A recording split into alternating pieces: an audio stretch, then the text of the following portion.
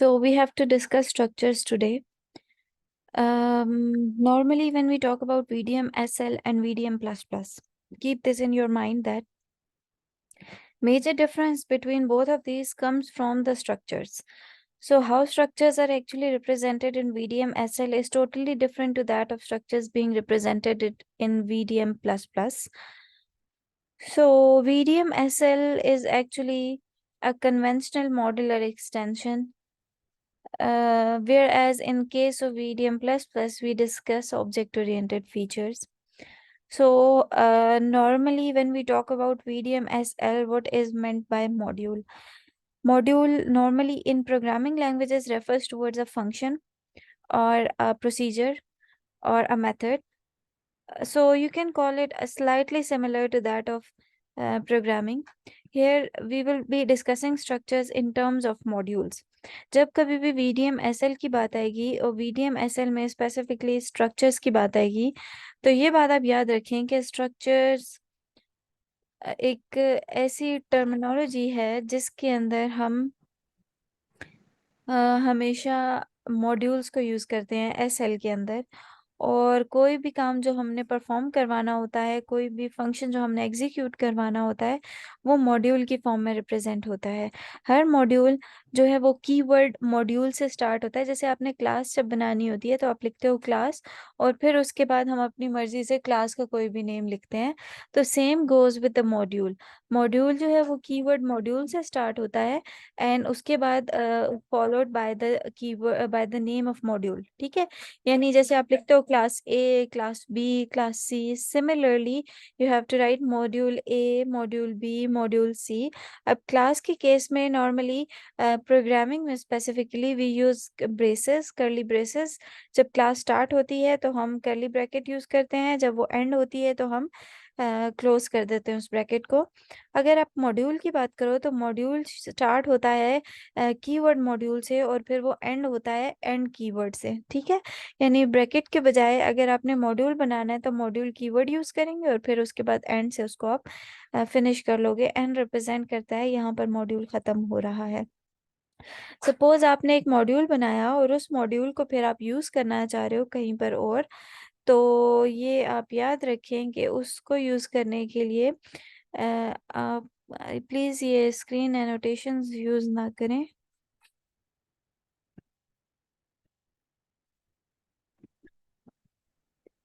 Okay, import for example आपने कोई module बनाया और उसकी फंक्शनैलिटी को आप कहीं और यूज़ करना चाह रहे हो, तो आप इंपोर्ट करोगे उस मॉड्यूल को वहाँ पर जाके जहाँ आपको चाहिए, यानी जिस फाइल में आपको वो फीचर एक्चुअल में चाहिए वहाँ आप इंपोर्ट करोगे। ठीक है, और एक्सपोर्ट जहाँ आपने एक्चुअल में वो फंक्शन लिखा है उसी फाइल के अंदर एंड पे आप उसको एक्सपोर्ट करोगे, और जहाँ नेक्स्ट फाइल में आपको चाहिए वहाँ आप इसको इंपोर्ट करोगे। ठीक है, इंपोर्ट के बाद हमेशा आपने जो मॉड्यूल है उसका नाम लिखना है। अगर मॉड्यूल ए है so you will write imports module A. ठीक है, यानी कि जो भी उसके मॉड्यूल का नाम होगा।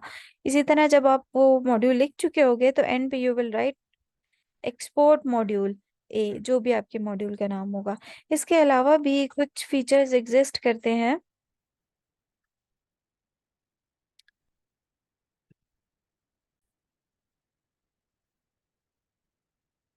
You have discussed module start कैसे होगा, एंड कैसे होगा। मॉड्यूल को आप एक जगह से एक दूसरी जगह पे इंपोर्ट कैसे करोगे और एक जगह से एक्सपोर्ट कैसे करोगे। इसके अलावा उन्हीं मॉड्यूल्स को आप पैरामीटराइज्ड कैसे बनाओगे, उनको इंस्टेंशिएट कैसे करोगे। ये सारे के सारे जो हैं ये VDM SL के फीचर्स हैं। अभी we are going to discuss VDM++।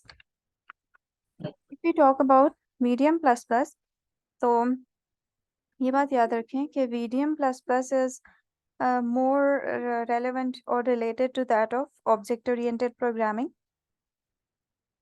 और object-oriented programming में when we talk about, तो वहाँ पर always there come certain concepts which are classes and objects, inheritance and polymorphism, and then comes access modifiers.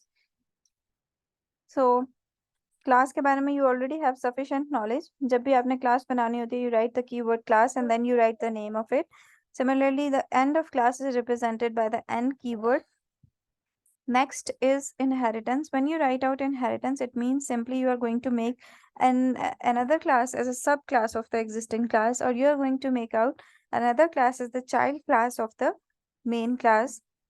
The child class is known as subclass, and the main class is known as superclass or the parent class or main class. When we talk about VDM++, keep in mind that we always discuss access specifiers.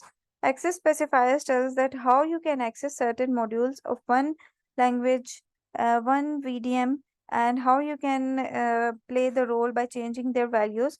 So it simply means how you can access them, what type of privileges you have, and how you are going to use those privileges. For example, if there is a module that is public, it means everyone can access that and everyone can change the values to that. If that is private, means nobody can access except the module itself.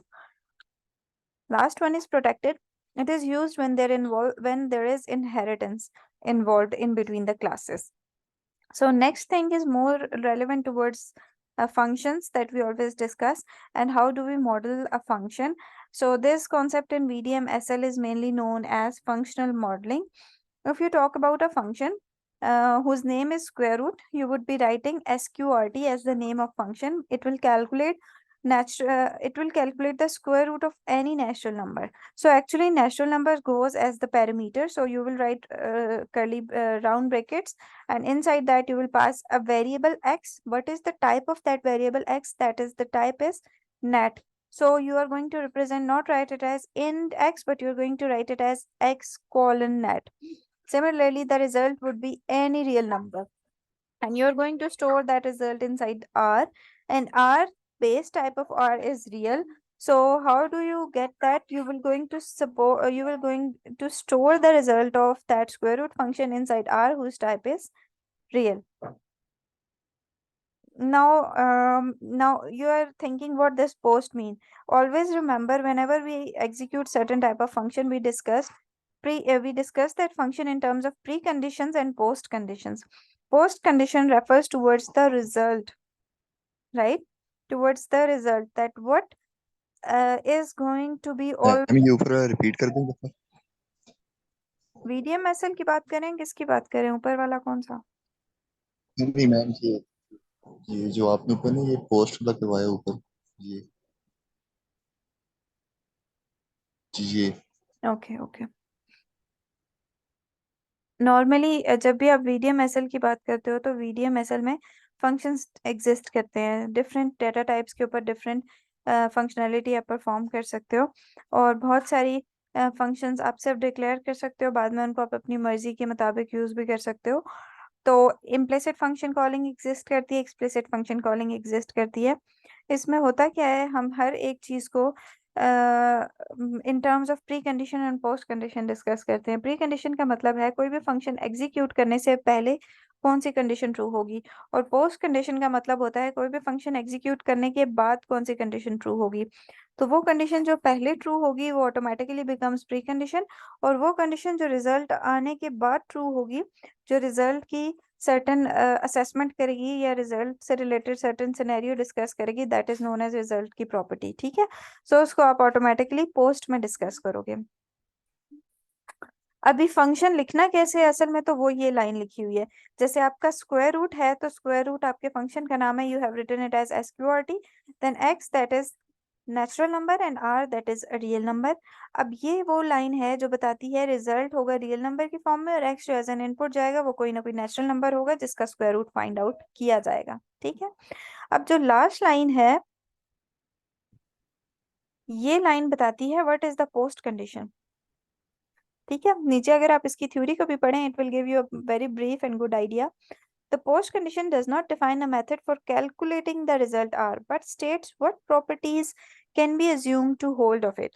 जब ये R execute हो जाएगा तो क्या properties होंगी उस R की। ठीक है, एग्जीक्यूट होने के बाद यानी रिजल्ट आ गया आपके पास, उसके बाद उसके पास क्या प्रॉपर्टीज होंगी। Note that this defines a function which a valid square root. Mushtaba अपना माइक, इब्रार बोल रहा है या कौन बोल रहा है, please turn off your mic. But states what properties can be assumed to hold of it. R ये बताता है कि कौन सी प्रॉपर्टीज इसके अंदर आती हैं जिनको आप होल्ड कर सकते हो। Note that this defines a function that returns a valid square root. There is no requirement that it should be positive or negative. ठीक है? The specification above would be satisfied, for example, by a function that returned the negative root of r but positive root of all other valid inputs. Note that function in VDMSL are required to be deterministic, so that a function satisfying the example specification above must always return the same result for the same input. So if you are confused about what actually post representation means,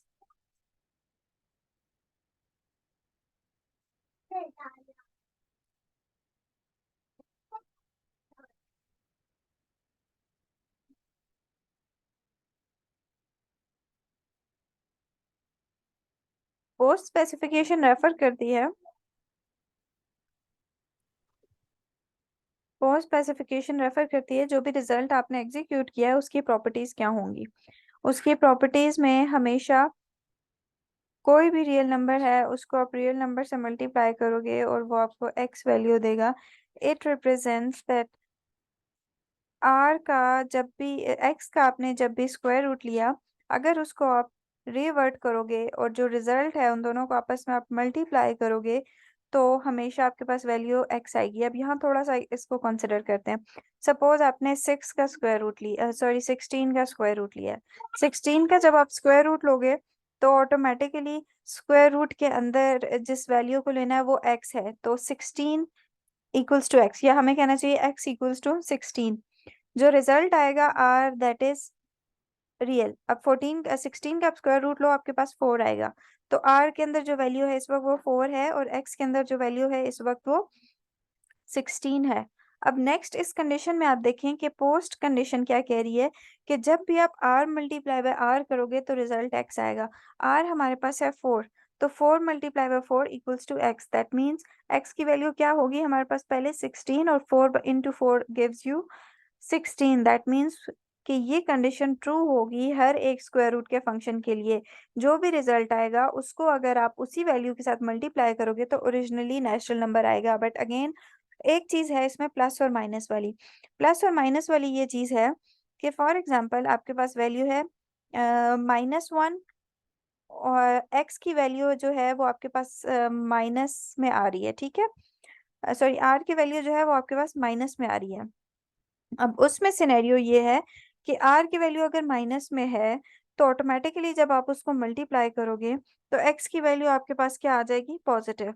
तो condition आपने लगा दी है कि r should be greater और equal to 0, यानी it should not be a negative work. This is more related to pre condition and post condition. मुझे लगता है शायद आपको फंक्शंस की समझ आ गई हो, how do you right a function and how you define it. लेकिन शायद आपको प्री कंडीशन और पोस्ट कंडीशन की बहुत अच्छी समझ ना आई हो, इसलिए क्योंकि अभी हमने आपने देखा होगा असाइनमेंट में भी आपको प्री कंडीशन और पोस्ट कंडीशन का टॉपिक मिला है, तो हमने इसको अभी फर्दर डिस्कस करना है। ये टॉपिक अभी क्लोज नहीं हुआ, इसको हम डिस्कस करेंगे और उसके बाद दोबारा इसी पॉइंट पे आएंगे ताकि ये आपको मजीद फर्दर क्लैरिफाई हो जाए। मैं अटेंडेंस मार्क करती हूँ और फिर आप में से किसी का क्वेश्चन है तो पूछें, अदरवाइज हम मैम। नेक्स्ट टॉपिक पे जाएंगे। तो हम डिस्कस कर रहे थे फंक्शनल मॉडलिंग के अंदर प्री कंडीशंस और पोस्ट कंडीशंस को। एक फंक्शन हमने डिस्कस किया है कि एक्स वैल्यू का स्क्वायर रूट क्या होगा।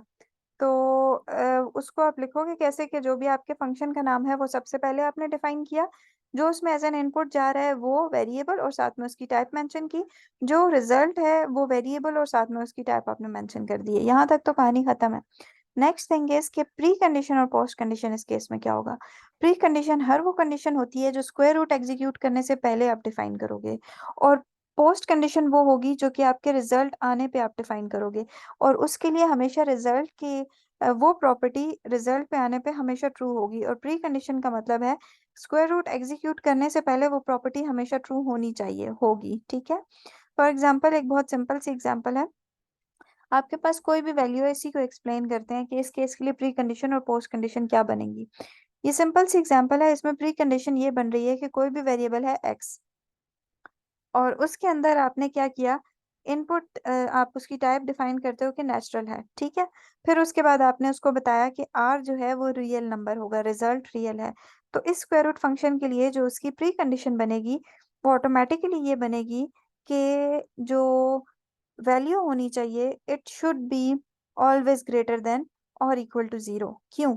ये इसकी प्री कंडीशन होगी। स्क्वायर रूट में x की वैल्यू हमेशा ग्रेटर और इक्वल टू 0 होनी चाहिए। और ये क्यों होगी प्री कंडीशन? इसलिए होगी कि आपके पास रिजल्ट जो है ना वो आर है रियल नंबर। रियल नंबर आपको पता है हर चीज उसमें आती है एक्सेप्ट आयोटा, इमेजिनरी नंबर उसमें नहीं आता। तो इमेजिनरी नंबर तब आता है जब अंडर रूट के अंदर -1 हो, यानी माइनस वाली कोई भी वैल्यू अगर स्क्वायर रूट के अंदर आ गई दैट मीन्स कि आर की वैल्यू रियल नहीं रहेगी, दैट मीन्स कि आर की वैल्यू इमेजिनरी भी आ सकती है। हमारी पोस्ट कंडीशन ये है और शुड ऑलवेज बी रियल। ठीक है। आर रियल उस वक्त होगा जब आपकी जो प्री कंडीशन है वो हमेशा, यानी एक्स की जो वैल्यू है वो हमेशा -1 से बड़ी होगी, यानी या 0 होगी या 0 से बड़ी होगी। उसके अलावा माइनस में वैल्यूज नहीं आ सकती। सपोज माइनस में वैल्यू आ जाती है तो क्या होगा? आर फिर रियल नहीं रहेगा, आर का रिजल्ट इमेजिनरी भी आ सकता है। आप -15 का जब अंडर रूट लेते हो या स्क्वायर रूट लेते हो ऑटोमेटिकली आप उसमें माइनस को -1 इंटू 15 करते हो और -1 को आप आयोटा से रिप्रेजेंट करते हो, दैट रिप्रेजेंट्स इमेजिनरी नंबर। ठीक हो गया?